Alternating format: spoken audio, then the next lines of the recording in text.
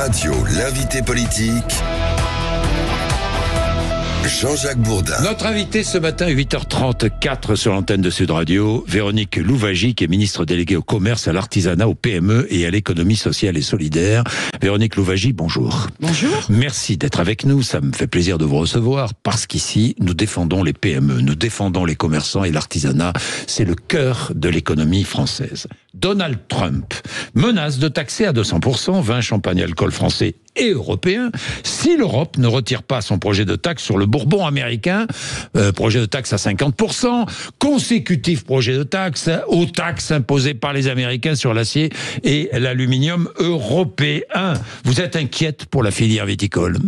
Alors, en tout cas, je regrette évidemment ces décisions parce que ce sont des mesures préoccupantes. Je note toutefois que l'Union européenne a répondu de manière très rapide, unie et de manière forte, en répondant avec une première slave de droits de douane, également à hauteur de 8 milliards d'euros. Et je crois qu'il faut Italien et espagnol sur la même ligne que nous ? En tout cas, l'Union européenne, globalement, est sur cette ligne-là. Il y a d'ailleurs une deuxième slave qui est prête, si jamais, effectivement, Donald Trump continue dans cette escalade. Ce que je veux dire ici, c'est que ce sont d'abord les Américains qui vont être, je dirais, pénalisés par de telles mesures, et qu'effectivement, il faut que nous protégions des filières, puisque la filière viticole, je pense à la filière du cognac aujourd'hui. Comment la protéger ? Eh bien, écoutez, des dispositifs, des situations équivalentes se sont déjà produites par le passé. Nous avons eu des réponses, il y aura encore des réponses, et quand nous voyons finalement Donald Trump là qui veut répondre dans le cadre d'une escalade, on voit qu'il est perturbé. Effectivement, il faut établir un rapport de force, il faut toutefois continuer à discuter avec lui. Il y a à la fois de la diplomatie, mais il faut montrer, je dirais, une force. Un rapport de force, c'est-à-dire ? Eh bien, il ne faut pas céder ? Non, il ne faut pas céder. Il a commencé, et on le voit d'ailleurs avec d'autres États, je pense au Canada, au Mexique, on a eu autant de reculades que de décisions sur un certain nombre de décisions qui avaient été prises. Donc effectivement, il faut apporter une réponse, et l'important c'est que la réponse soit apportée au niveau européen. Je crois que ça c'est fort, et ça donne une force encore plus importante à la réponse qui doit lui être apportée et qu'il faut lui être apportée. Est-ce qu'il y a d'autres produits américains qui pourraient être taxés ? On parle du bourbon, mais d'autres produits américains ? Alors, il y a trois beaucoup parlent du coca, là. Mais enfin, le coca est fabriqué en France. Hein, oui, il y a trois produits là qui sont taxés dans la réponse européenne. Hein, les Harley Davidson, le bourbon et les navires américains. Il y a une autre liste de 90 pages qui est prête au niveau européen pour taxer d'autres produits venant des États-Unis. Au niveau européen, quelques produits. Je n'ai pas la liste. Mais en ce qui concerne la vie quotidienne des consommateurs français, un grand nombre de produits, même des marques américaines, sont produits sur le territoire européen. Je pense à tout ce qui concerne, par exemple, une marque Coca-Cola, c'est produit sur le territoire européen. Voilà. Là où on risque de souffrir, effectivement, c'est sur toutes nos exportations. Parce qu'effectivement, s'il y a des droits de douane comme le niveau qui est annoncé par Donald Trump à 200%, effectivement, il y aura des impacts. Donc il faudra qu'on apporte une réponse, un soutien, mais en tout cas... Un soutien financier, par exemple ? Il faudra réfléchir. Nous n'en sommes pas là. En ayant apporté une réponse déjà de droit de douane à Donald Trump, je pense qu'il est perturbé par ça, et il faut continuer sur ce rapport de force. Bien. Véronique Louwagie, effort de défense. On parle beaucoup d'efforts de défense. Alors comment financer ? Le 20 mars prochain, on en saura un petit peu plus, jeudi prochain, parce que le ministre de l'économie annoncera les mesures. Mais il y en a une qui est proposée par la CPME. La CPME, c'est la Confédération des petites et moyennes entreprises, que vous connaissez bien, vous êtes leur ministre en quelque sorte, qui propose de travailler 1 heure de plus par semaine, 36 heures par semaine au lieu de 35. Cela permettrait de donner un élan à l'économie française, de produire plus, mais aussi de permettre de sauver, dit la CPME, notre régime de retraite, en permettant à un salarié de capitaliser 7 heures pour sa future retraite. Est-ce que vous pensez que c'est une bonne idée ? Est-ce que vous la soutenez ? Alors, vous avez évoqué la question en partant de la défense et de la retraite. Donc, on a des questions de financement pour les deux sujets, mais ils sont de nature différente. En ce qui concerne le financement de la retraite, c'est vrai qu'il y a une difficulté. C'est la raison pour laquelle le Premier ministre a confié, je dirais, aux partenaires sociaux des discussions sur les questions de retraite. Donc, il appartient aujourd'hui aux partenaires sociaux sociaux de faire des propositions en matière de retraite. La CPME en fait une. Eh bien, est-ce que vous la soutenez? La CPME fera cette proposition de retraite, je pense. Elle l'a déjà faite. Elle l'a ici faite, même, sur l'antenne de Sud Radio. Mais là, il appartient aux partenaires sociaux de définir entre eux un accord sur le financement des retraites. Est-ce que vous êtes favorable à cette idée ou pas? Je considère que nous avons il nous faut rechercher des moyens de financer nos dépenses. Ça, il nous faut rechercher des moyens de financer toutes les dépenses militaires de défense que nous allons devoir assumer. Pour financer ceci, il y a deux moyens, ou d'avoir recours à l'emprunt, mais ça n'est pas forcément une bonne solution, puisque vous savez que nous avons une dette importante. Donc, pas d'emprunt. Il s'agit de baisser également, de rechercher de baisser nos dépenses publiques, et ça, je pense que nous devons faire des efforts importants. Je sais que Éric Lombard, Amélie de Montchalin y travaillent, et tout le gouvernement y travaille. Et il nous faut également créer de la richesse, produire de la richesse. Et pour produire de la richesse, c'est par l'activité. Et l'activité, c'est par effectivement le travail. Donc nous avons une difficulté. En France, c'est sur le taux d'emploi des seniors, le taux d'emploi des jeunes également. Et effectivement, je pense que nous devons travailler plus. Donc travailler plus. Vous êtes favorable à cette proposition? Alors je ne sais pas si c'est la bonne proposition. C'est ce que vous me dites, sans vouloir le dire. Mais bon, c'est 36 heures par semaine. Oui, ça peut être 36 heures, ça peut être aussi 37, une autre modalité. Mais je pense que nous avons intérêt à travailler plus pour créer de la richesse et pour pouvoir aussi maintenir le modèle social qui est le nôtre, auquel les Français sont très attachés. Il faudra travailler plus, donc plus de 35 heures par semaine. Il appartient là, en tout cas, aux partenaires sociaux de faire des propositions concernant le financement des retraites. J'ai bien compris. Vous voulez pas le dire, parce qu'évidemment, ça va faire du bruit si vous le dites. Non, moi je suis favorable. Cette proposition est une bonne proposition. Moi je suis très heureuse. C'est une bonne proposition. Oui, c'est une bonne proposition. Moi je suis très heureuse que les partenaires sociaux fassent des propositions. Cela montre que chacun prend conscience de la situation dans laquelle le pays est, et aussi du souhait que nous avons de protéger et de maintenir notre modèle social. Dites-moi, un effort de défense, c'est bon pour les PME françaises, pour de nombreuses PME et entreprises intermédiaires. Bien, écoutez, tout ce qui participe à la production, à l'activité, effectivement, est bon pour nos entreprises. En matière de défense, nous avons 4000 PME, c'est un nombre important, c'est 30 milliards de chiffres d'affaires qui sont organisés dans des filières, dans un écosystème européen, et tout ce qui participe à l'activité, effectivement, est bon pour l'économie, est bon pour l'emploi, et est bon pour les Français. 60 000 chefs d'entreprise ont perdu leur emploi en 2024, 60 000, et 1% seulement ont une assurance chômage. Alors que ça coûte quoi? 70 à 80 euros par an, une assurance chômage. Pourquoi n'est-elle pas obligatoire pour les chefs d'entreprise, cette assurance chômage? Vous savez, moi je ne suis pas très favorable à un grand nombre de dispositifs obligatoires. En revanche, il faut probablement faire plus la promotion de ces dispositifs qui n'est peut-être pas bien connu des entreprises. Je veux juste ajouter que si nous avons eu un nombre de défaillances, un nombre d'arrêts d'entreprises en 2024, c'est parce qu'il y a eu aussi une très forte instabilité politique. Nous avons été une période également sans budget. Tout ça n'a pas favorisé l'économie. Et je note qu'aujourd'hui, nous avons retrouvé une stabilité, une confiance également. Je note que la Fédération française du bâtiment, il y a quelques jours, indiquait que finalement les pertes d'emplois qui avaient été prévues seraient moindres de 50 000 par rapport à ce que la Fédération française du bâtiment avait prévu. Donc vous voyez, il y a une confiance qui est retrouvée et c'est une très bonne chose. Les PGE des entreprises doivent encore combien? 38 milliards d'euros? Oui, alors sur les PGE, il y a eu un remboursement relativement important. Il reste à peu près 40% des PGE qui doivent être remboursés. On arrive dans des situations un petit peu plus compliquées. Ce que je dis, moi, et je demandais d'ailleurs, que toutes les demandes de rééchelonnement des PGE soient examinées. S'il y a des chefs d'entreprise, des entreprises aujourd'hui qui ont besoin de rééchelonner, réétaler, il faut qu'ils en fassent la demande. Vous demandez aux banques d'accepter des rééchelonnements. Je demande que toutes les demandes de rééchelonnement soient examinées par les organismes financiers. Et j'invite les chefs d'entreprise à aller voir leurs organismes financiers. Vous avez entendu, chef d'entreprise, vous avez un PGE encore à rembourser, vous allez pouvoir allonger vos crédits. Oui, je pense qu'il faut apporter une réponse. Au demeurant, les PGE étaient sur une durée courte. Je rappelle rappelle qu'il y avait un soutien important de l'État. C'est un dispositif qui a bien fonctionné. Beaucoup d'entreprises s'en sont saisies. Et je note également que les entreprises ont plutôt bien remboursé parce que nous avions prévu dans les comptes de l'État des provisions pour une sinistralité et les provisions n'ont pas été utilisées. Donc il y a eu un bon retour sur les PGE.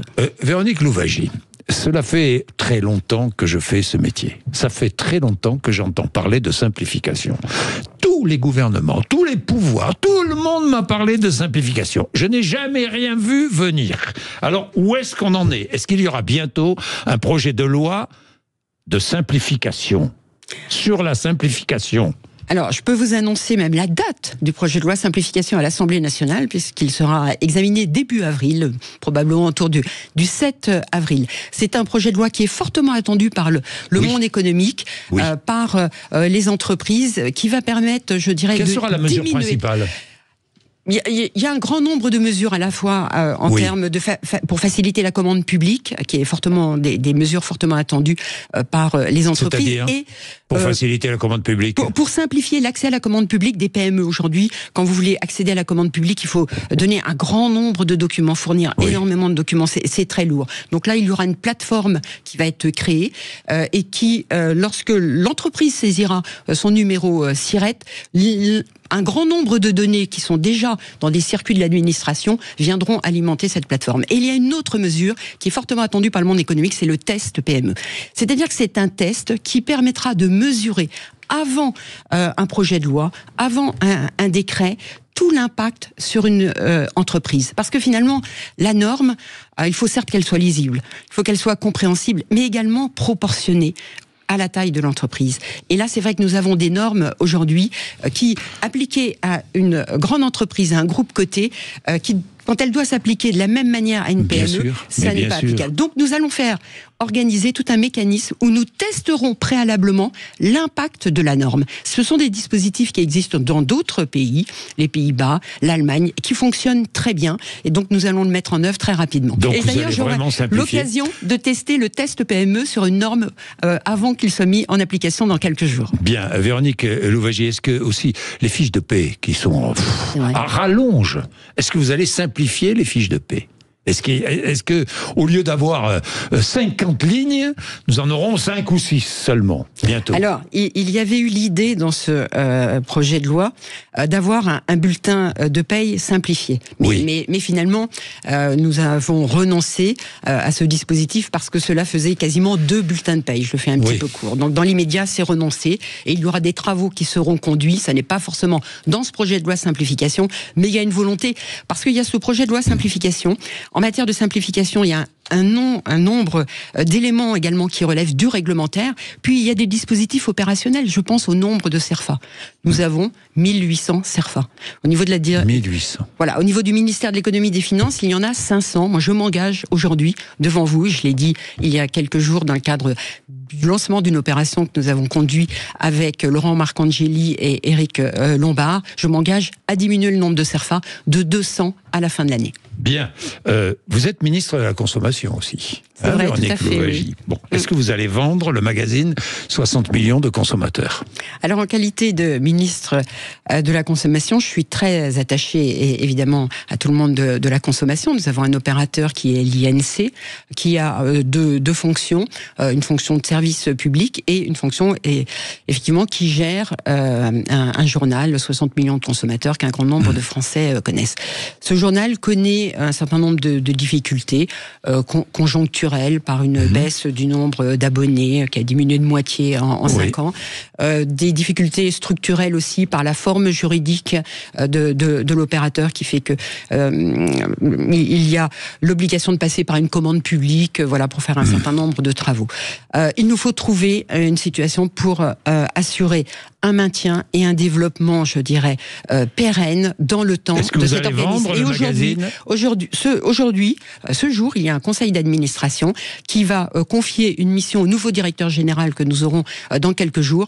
Pour trouver un repreneur. Non, d'organiser les moyens d'assurer le maintien et le développement de ce journal. Est-ce que vous me garantissez ce matin qu'il n'y aura pas de vente au privé? Non, vous me le garantissez ou pas? Ce qui est confié au directeur général, ce que je peux vous garantir, c'est la mission qui est confiée au directeur général de trouver une solution pour assurer un développement dans le temps. Est-ce que la solution passe aussi par une vente?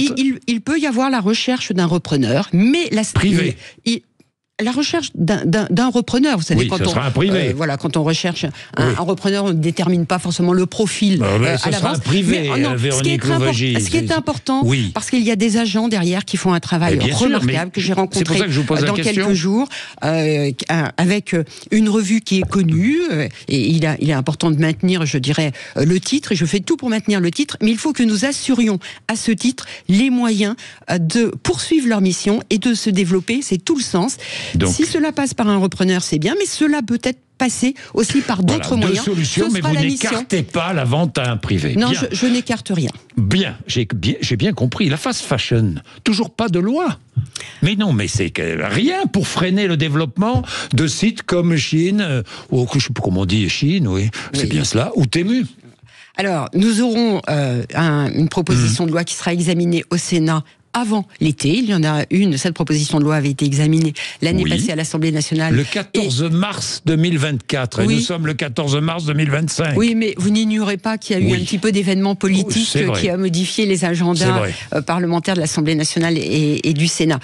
J'ai une attention très particulière sur ce sujet. Nous avons travaillé avec Agnès Pannier-Runacher pour améliorer un certain nombre de dispositifs et renforcer des mesures dans cette proposition de loi. Parce que ce qui est important, c'est surtout qu'il ne faut pas pénaliser nos entreprises françaises et il faut surtout atteindre les cibles que l'on veut atteindre. Il faut se méfier. Concurrence déloyale. Tout à fait, mais c'est un combat.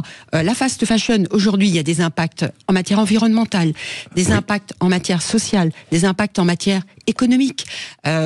Ces plateformes aujourd'hui que vous avez citées, c'est le président de la Poste, Philippe Val, qui faisait état que 22% des colis de la Poste émanent de 2 plateformes. Voilà, donc c'est un combat que nous menons à travers une PPL une proposition de loi pour atteindre ces plateformes. De l'autre côté, nous avons aussi des contacts au niveau européen et moi je me réjouis que la Commission européenne, le 5 février dernier, ait décidé de revoir le dispositif d'exemption des droits de douane jusqu'à 150 €. Parce que ça, c'est une mesure qui effectivement participe à faire rentrer des flux au niveau européen. De l'autre côté, j'ai demandé à la DGCCRF également de faire un certain nombre de contrôles sur toutes ces plateformes étrangères et à faire en sorte que au moins la moitié des prélèvements des articles contrôlés par la DGCCRF émanent de ces plateformes. Bien, donc vous soutenez ce texte de loi? Oui, il faut que nous agissions pour faire en sorte que notre commerce, ce que j'appelle le commerce de boutique, toutes nos filières commerciales en France, et qu'il y ait une concurrence loyale, une concurrence équitable, une concurrence à égalité. Véronique Louwagie, je voudrais terminer avec les ZFE. Pourquoi les ZFE? Parce que la colère est grande. J'avais encore ce matin le maire d'une commune de la métropole de Montpellier qui me disait, moi j'ai décidé, après avoir consulté mes habitants, j'ai décidé de ne pas dresser d'amende. C'est franchement, vous pénalisez, vous avez pénalisé avec cette ZFE, je dis vous parce que c'est le gouvernement qui a paralysé, vous pénalisez les commerçants, les artisans, vous paralysez des Français qui n'ont pas les moyens d'acheter une voiture électrique aujourd'hui ou autre, une voiture neuve, vous les pénalisez. Alors, l'exemple que vous donnez là, c'est tout à fait l'exemple, et ça va en faveur de l'argument que je vais développer tout à l'heure sur le test PME. Il faut tester préalablement à des textes, que ce soit des lois ou des textes réglementaires, l'impact et le mesurer de manière mais l'impact, préalable. on le connaît maintenant. Maintenant, on l'a mesuré, l'impact. Maintenant, on le connaît. Mais l'idéal, c'est quand même de le mesurer mais en amont. Maintenant, concernant les ZFE, on a l'impact. Alors, est-ce qu'on revient sur la loi? Il ne faut jamais rien s'interdire. À un moment donné, il faut Vous ne vous faire interdisez pas de revenir sur ce texte. Il faut toujours faire un état des lieux, faire un diagnostic. Et effectivement, s'il y a eu une erreur d'appréciation, s'il faut corriger, oui, il faut revenir.